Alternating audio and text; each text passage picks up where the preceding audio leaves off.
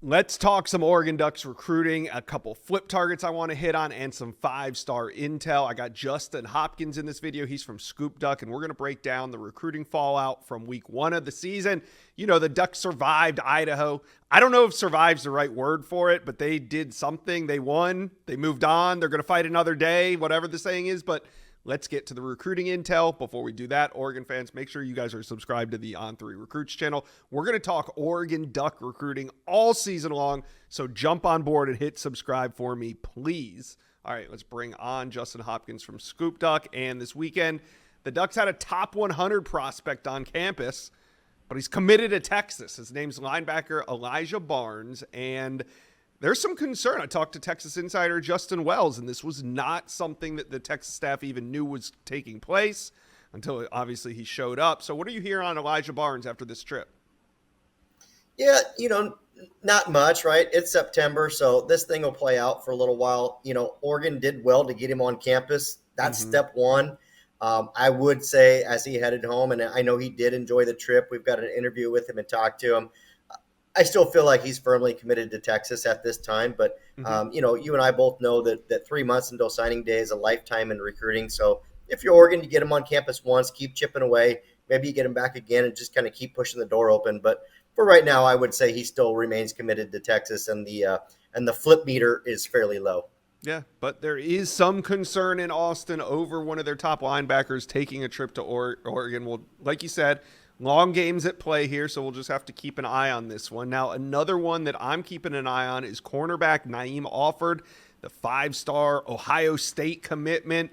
There's been rumblings all summer long that, maybe, hey, he's going to open things up. Well, he hasn't opened things up. He still remains committed to Ohio State, but he took a visit to Auburn this weekend, and just hearing Offord speak afterward, you can kind of tell this recruitment is open, at least to some degree. So what are you hearing on Oregon's chances? One, of getting Offord on campus this season, and two, flipping him.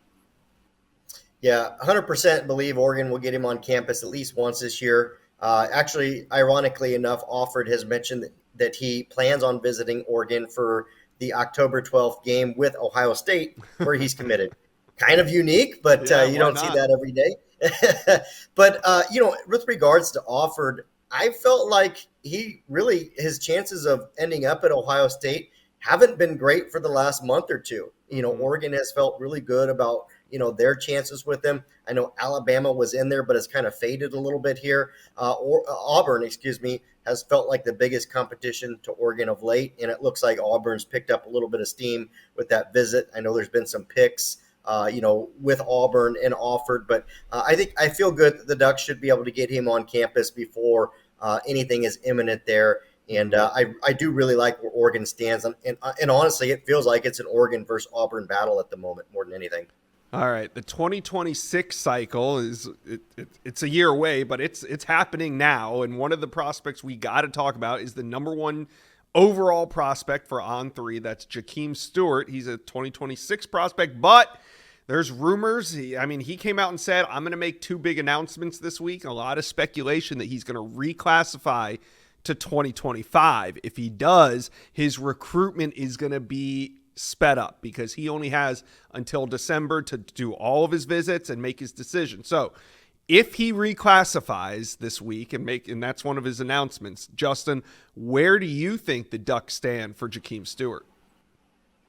Yeah, I think Oregon has treated this recruitment much like a 2025. I think that if he does reclassify, as many of us suspect he will, Oregon's kind of viewed that as the likely scenario. So, with Stewart, I know that there's a lot of buzz around USC. There's a lot of buzz around LSU. Those kind of feel like maybe the 2 teams to watch right now, but I know Oregon is lurking right there. I really don't feel like they're any worse than third. Obviously Stewart knows how he feels about all these programs, but, Oregon's kind of just quietly laid in the weeds, has done a great job getting him on campus multiple times, has built a really strong relationship. So I would say right now that I feel Oregon's among that top 3 for Stewart, whether USC, LSU, whoever's in the mix along there with them.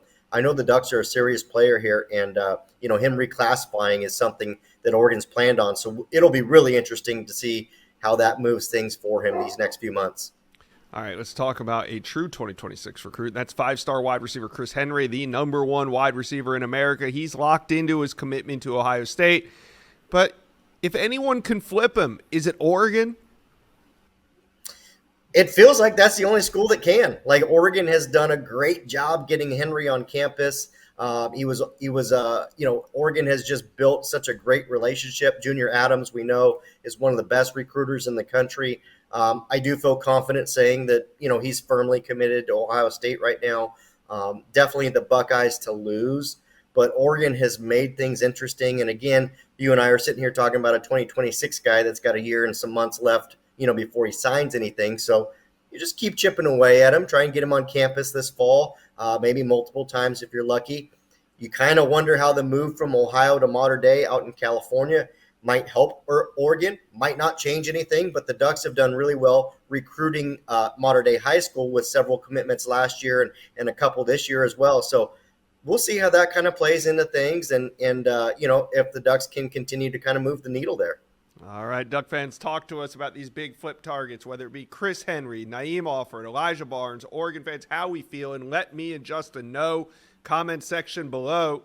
Well, you've made it to the end of today's video, but there's hundreds more videos on the On3 Recruits channel for you to check out. And also, while you're here, hit subscribe.